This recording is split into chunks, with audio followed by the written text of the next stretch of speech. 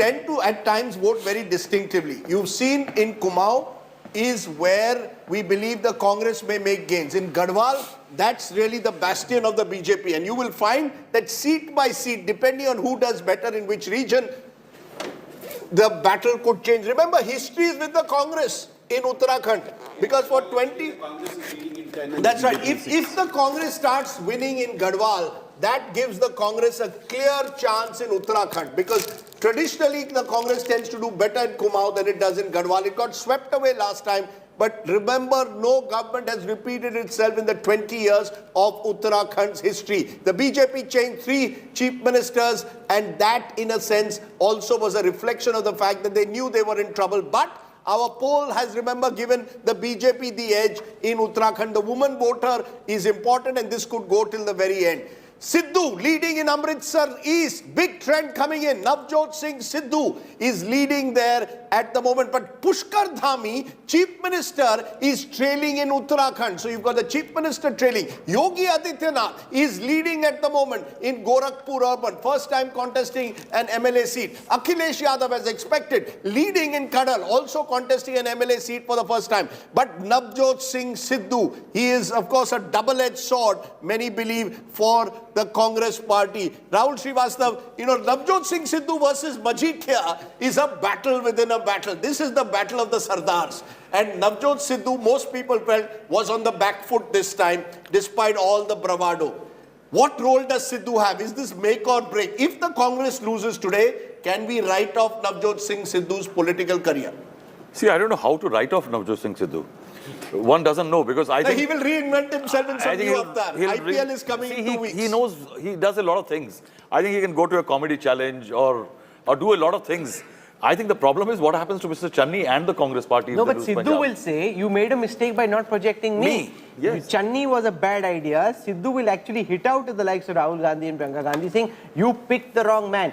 He said, when we tracked him in Amritsar East, he said, I'm like an Arabian stud, like this horse, stallion. And even when an Arabian stallion is injured, he's still stronger than all the other horses in the stable. So that's Navjot Singh Sidhu's perception about himself.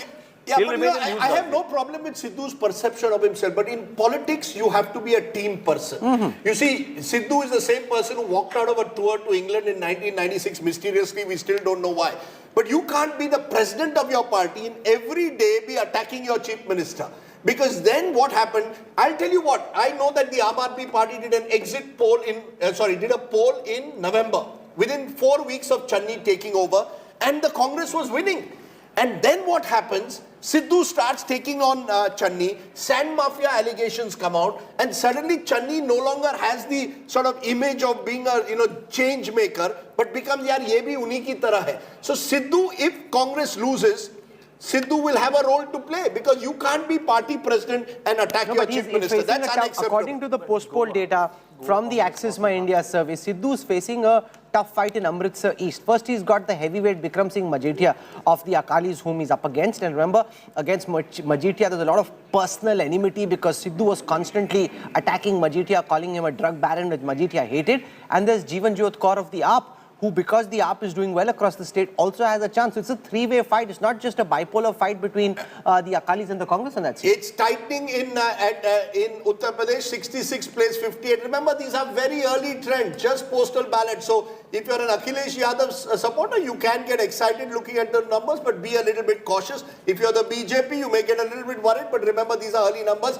I'm getting a little excited in my home state of Goa, because the Congress has touched the 20 mark. Now that means that they could have remember, it's a 40-member assembly. Even at 20, they would finally have a chance at a shot in power. So the Congress's best news is coming from the small states of Uttarakhand and Goa. Manipur, we are getting clear signs there also of a tough race at the moment, but again a small state. The lead has, the difference between the Congress and BJP has narrowed. It's 13 to 12 now. That's right. And as I said, this is just 35 minutes. Not even a one full round is over at the moment. Let's not make any projections based on what it is. But we are getting a sense that this is going to be exciting. Every election, I believe, has one twist.